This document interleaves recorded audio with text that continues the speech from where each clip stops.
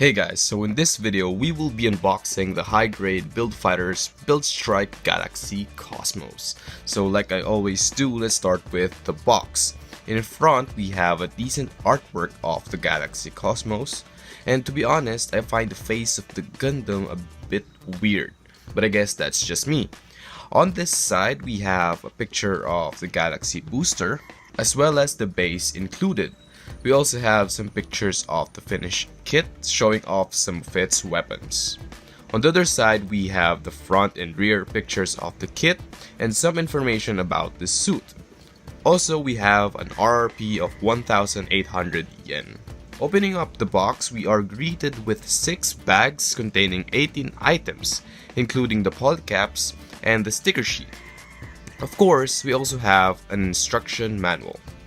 Let's start off with the common things included in almost all HG kits: the sticker sheet, polycaps, and the beam saber effects.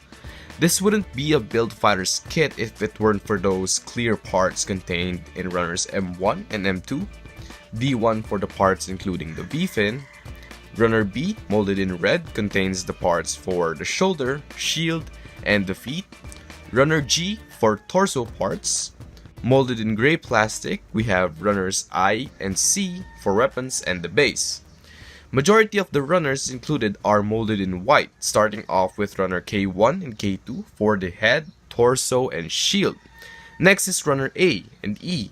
And one thing that I noticed is that there is another set of shoulder armor as well as another head, which unfortunately we won't be able to complete due to the lack of parts. And lastly, we have runner L1 and L2, which are parts for the Galaxy booster. So that's it for the unboxing. Thank you for watching and subscribe for more videos.